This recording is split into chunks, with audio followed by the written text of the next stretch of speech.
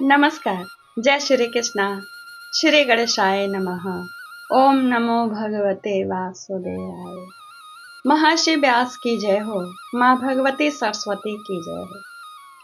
समस्त संशयों पापों को नाश करने वाली, ज्ञान प्रदान करने वाली, सुख समृद्धि शांति संतुष्ट प्रदान करने वाली श्रीमद् भागवत महापुराण की कथा का हिंदी में अर्थ मैं आपको निरंतर सुना रही। आज मैं तृतीय स्कंध से अथ सप्तमो अध्याय का अर्थ सुनाऊं। सच है, भगवान के स्वरूप का समझना, स्वरूप को समझना किसी सत्संग या भागवत का शरण लेने से ही समझ में आता है। तो भी भगवान की जब तक कृपा न हो तब तक भगवान के स्वरूप और शक्ति को नहीं समझा जा सकता है। मैं ऐसा क्यों कह रही हूँ? ऐसा कहने में मेरा एक उद्देश्य है और खुद इस अध्याय, जो द्वितीय अध्याय है, विदुर के प्रश्न, इस अध्याय में विदुर ने जो प्रश्न किया है, प्रथम तो भगवान के शक्ति के प्रति संदेह करके किया है प्रश्न। फिर जो मैंने कहा कि सत्संग से ही जाना जा सकता है, फिर मैत्रेय जी उन्हें समझाएंगे, तब जाके उनको समझ में आए।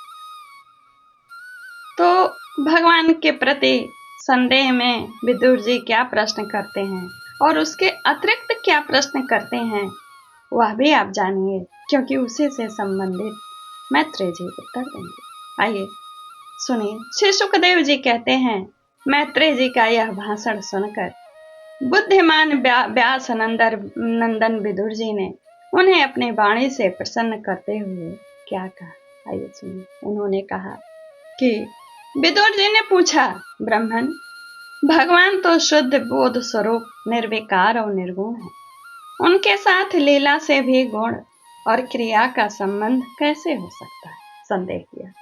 बालक में तो कामना और दूसरे के साथ खेलने की इच्छा रहती है और इसी से वह खेलने के लिए प्रयत्न करता है, किंतु भगवान तो स्वतः नित्य तृप्त, पूर्ण काम और सर्वदा असंग हैं। वे क्रीड़ा के लिए भी क्यों संकल्प करेंगे? भगवान ने अपनी गुणमयी माया से जगत की रचना की है, उसी से वे इसका पालन करते हैं और फिर उसी से संहार भी करेंगे। जिनके ज्ञान का देश काल अथवा अवस्था से अपने आप या किसी दूसरे निमित्त से भी कभी लोप नहीं होता, उनका माया के साथ किस प्रकार संयोग हो सकता है? एकमात्र ये भगवान ही समस्त क्षेत्रों में उनके साक्षी रूप में स्थित है। फिर भी इन्हें दुर्भाग्य या किस प्रकार के कर्म जनित क्लेश की प्राप्ति कैसे हो सकती है? भगवान, इस अज्ञान संकट में पड़कर मेरा मन बड़ा खिन्न हो रहा है। आप मेरे मन के इस महान मोह को कृपा करके दूर कीजिए। सुखदेव जी कहते हैं, तत्व जिज्ञासु विदुर जी की यह प्रेरणा प्राप्त कर अहंकारहीन श्री मैत्रेय जी ने भगवान का स्मरण करते हुए मुस्कुराते हुए कहा। श्री मैत्रेय जी ने कहा, जो आत्मा सबका स्वामी और सर्वथा मुक्त स्वरूप है, वही दीनता और बंधन को प्राप्त हो, यह बात युक्त विरुद्ध अवश्य है, किंतु वस्तुतः यही तो भगवान की माया है।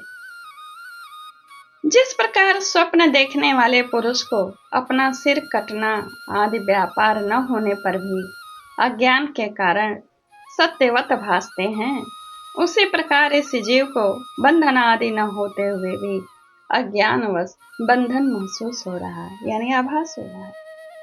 यदि यह कहा जाए कि फिर ईश्वर में इनकी प्रतीति क्यों नहीं होती, तो इसका उत्तर यह है कि जिस प्रकार जल में होने वाली कंप आदि यानी लहरें क्रिया जल में दिखने वाले चंद्रमा के प्रतिबिंब में न होने पर भी भासती है। प्रतिबिंब में नहीं रहता है वह लहर, लेकिन उस जो लहर है उसमें वह चंद्रमा की प्रतिबिंब भासती है, दिखता है नहीं। जल में लहर भी नहीं है और जल में चंद्रमा भी नहीं है, लेकिन दोनों महसूस होता है। आकाश चंद्रमा में नहीं। इस प्रकार देहाभिमानी जीव में ही देह के मिथ्या धर्मों की प्रतीति होती है, परमात्मा में नहीं होती है। यह ध्यान से सुनिएगा कि चंद्रमा में वह लहर नहीं महसूस हुई है और नहीं जल में लहर और चंद्रमा महसूस हुई है, महसूस नहीं, आंखों से दिखा है। यानी जीव में रहता है, ईश्वर में नहीं। निष्काम भाव से धर्मों का आचरण करने पर भगवत कृपा से प्राप्त हुए भक्ति योग के द्वारा यह प्रतीति धीरे धीरे निवृत्त हो जाती है। जिस समय समस्त इंद्रियां विषयों से हटकर साक्षी परमात्मा श्री हरि में निश्चल भाव से स्थित हो जाती हैं, उस समय गाढ़ निद्रा में सोए हुए मनुष्य के समान जीव के राग द्वेष आदि सारे क्लेश सर्वथा नष्ट हो जाते हैं। ये बिल्कुल सत्य बात है। श्री कृष्ण के गुणों का वर्णन एवं श्रवण अशेष दुख राशि को शांत कर देता है। फिर यदि अपने हमारे हृदय में उनके चरण कमल की रज के सेवन का प्रेम जग पड़े तो कहना ही क्या, कहना यह है कि सुख ही सुख हो जाता है। विदुर जी ने कहा, भगवान आपके युक्त युक्त वचनों की तलवार से मेरे संदेह छिन्न भिन्न हो गए। अब मेरा चित्त भगवान की स्वतंत्रता और जीव की परतंत्रता दोनों ही विषयों में खूब प्रवेश कर गया, यानी समझ गया कि कहाँ भगवान पूर्ण रूप से स्वतंत्र हैं लेकिन जीव परतंत्र है। विद्वान, आपने यह बात बहुत ठीक कही कि जीव को जो क्लेश आदि की प्रतीति हो रही है उसका आधार केवल भगवान की माया ही है। वह क्लेश मिथ्या एवं निर्मूल ही है, क्योंकि इस विश्व का मूल कारण ही माया के अतिरिक्त और कुछ नहीं है। इस संसार में दो ही प्रकार के लोग सुखी हैं, या तो जो अत्यंत मूढ़ अज्ञानग्रस्त हैं, या जो बुद्धि आदि से अतीत श्री भगवान को प्राप्त कर चुके हैं। बीच के श्रेणी के संशयापन्न लोग तो दुख ही भोगते रहते। भगवान, आपकी कृपा से मुझे यह निश्चय हो गया कि अनात्म पदार्थ वस्तुतः है ही नहीं, केवल प्रतीति होती है। अब मैं आपके चरणों की सेवा के प्रभाव से उस प्रतीति को भी हटा दूंगा। इन श्री चरणों की सेवा से नित्य सिद्ध भगवान श्री मधुसूदन के चरण कमलों में उत्कट प्रेम और आनंद की वृद्धि होती है, जो आवागमन की यंत्रणा का नाश कर देती है। महात्मा लोग भगवत प्राप्ति के साक्षात मार्ग ही होते हैं। उनके यहाँ सर्वदा देव देव श्री हरि के गुणों का गान ही केवल होता रहता है। अल्प पुण्य पुरुष को उनकी सेवा का अवसर मिलना अत्यंत कठिन है। भगवान, आपने कहा कि सृष्टि के प्रारंभ में भगवान ने क्रमशः महद आदि तत्व और उनके विकारों को रचकर फिर उनके अंशों से विराट उत्पन्न किया और इसके पश्चात स्वयं उसमें प्रविष्ट हो गए। उन विराट के हजारों पैर, जांघें और बाहें हैं। उन्हीं को वेद आदि पुरुष कहते हैं। उन्हीं में ये सब लोग विस्तृत रूप से स्थित हैं। उन्हीं में इंद्रिय विषय इंद्रियाभिमानी देवताओं के सहित 10 प्रकार के प्राणों का, जो इंद्रिय बल, मनोबल, शारीरिक बल रूप से 3 प्रकार के हैं। ध्यान रखिएगा, मनसा वाचा कर्मा कहा जाता है ना, उसी की बात कर रहे हैं। तीनों बल हैं, आपने वर्णन किया है, और उन्हीं से ब्राह्मण आदि वर्ण भी उत्पन्न हुए, यानी विराट पुरुष से। अब आप मुझे उनके ब्रह्म आदि विभूतियों का वर्णन सुनाइए, जिनसे पुत्र पौत्र नाती और कुटुंबियों के सहित तरह तरह के प्रजा उत्पन्न हुई और उससे यह सारा ब्रह्मांड भर गया।